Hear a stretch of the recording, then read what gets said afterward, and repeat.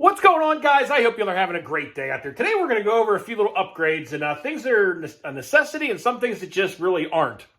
Bro, what are you talking about? Everything is a necessity when you bash like I do, man. You just don't bash hard enough.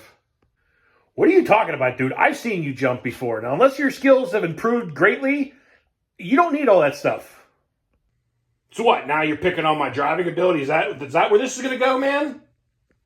No. I'm not picking on your driving skills, dude. I'm just saying that some upgrades are not necessary right off the bat until you start really launching the cars. All right, bro, you know what? You want to see my driving skills and how hard I bash? I'm going to take one of the cars out now and I'm going to show you why I need all these upgrades. That's right, let's get it. Watch this. Oh yeah, landed it. Time to do a sweet backflip. Oh, yeah, look at that. See, so what'd you think of that? Pretty gnarly bashing, right? See, now you understand why no stock chassis can hold up to my bashing style, bro. Well, the backflip thing, you had it halfway, and then you decided to use your wing as like a shovel or something. And that front flip, well, you just slammed the front bumper into the ground. The rear wing? I thought that thing was like to dig holes when you crash so you could bury all your broken parts when you're done. And what's wrong with landing on the front bumper? Why else would they put it there if you weren't meant to hit it? I mean, come on, dude.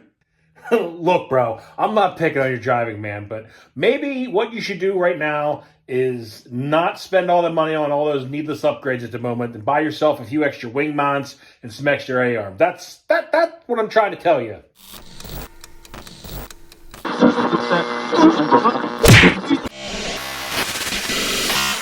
All right, guys, so this video was obviously, it's not picking on anybody or anybody's driving skills. It was just supposed to be a little fun parody because you see a lot of guys doing it out here, and we'll talk about this for a second.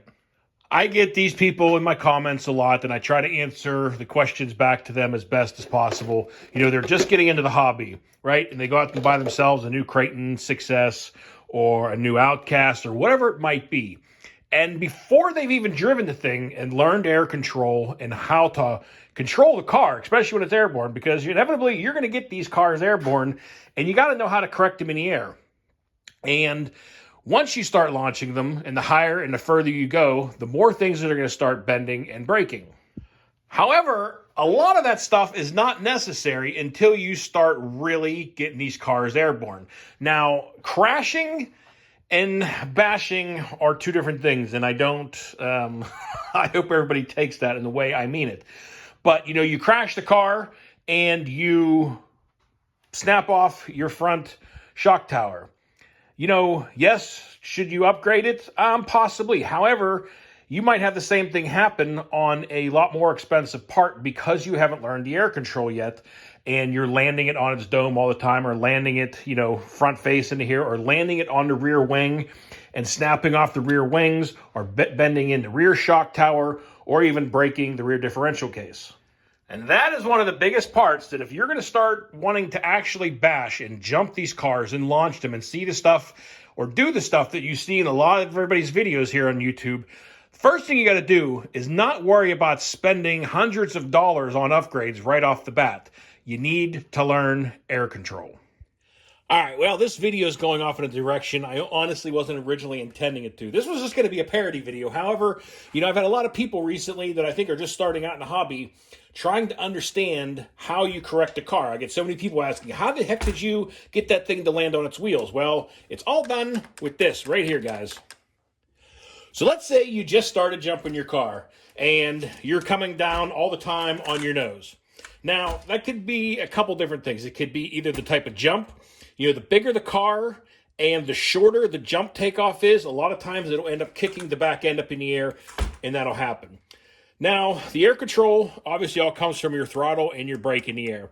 Now, on bigger jumps, you honestly have more time to correct it and make sure it's landing. On short jumps, it's harder because you obviously have to react faster.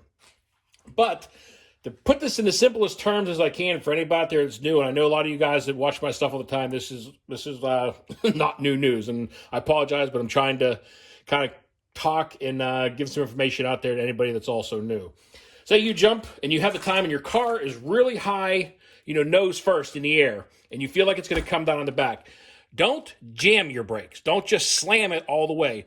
You just kind of give it little nudges on and off, and it will spike the brakes and slow that motor down, and it'll bring your front end back down.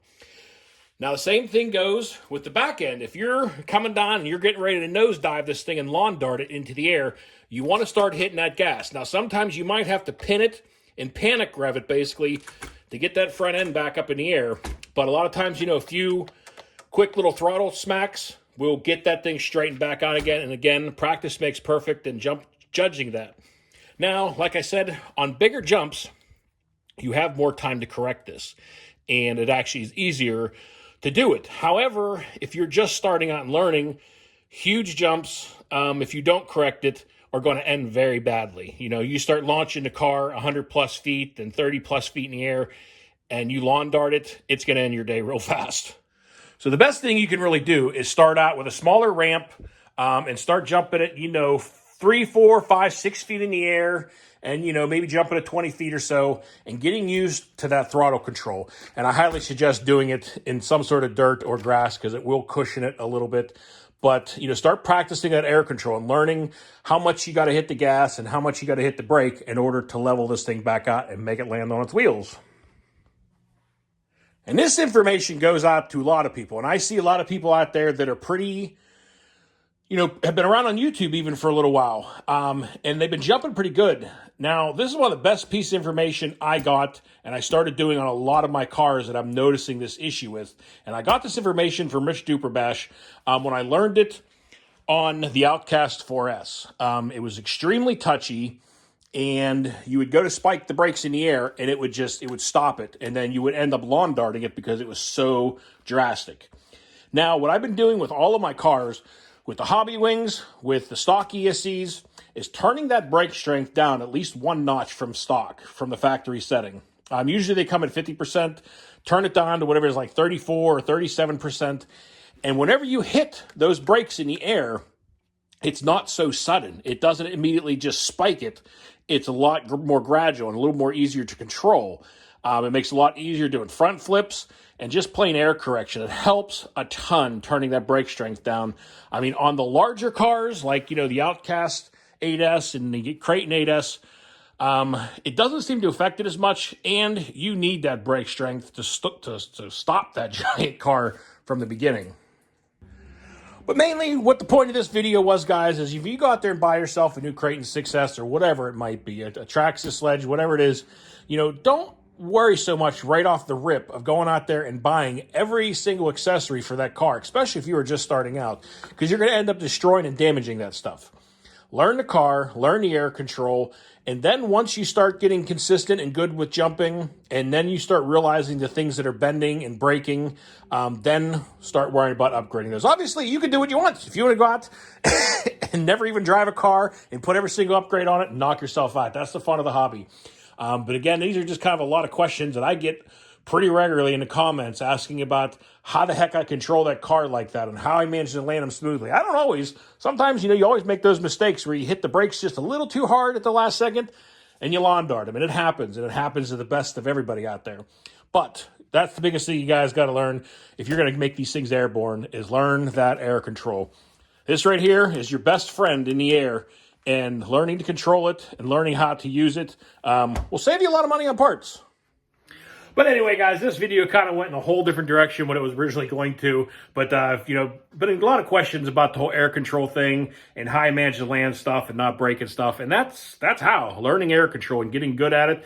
And the only way you get good at it is practice. You can't go out there, once or twice a month and jump the car and expect to get great overnight. Practice makes perfect, like everything in life. So I hope you all enjoyed a little video anyway. I know it's kind of an odd one, but whatever it is, it is. I hope you all enjoyed it, though. Until next time, you all be safe. Be careful out there. Peace out, everybody.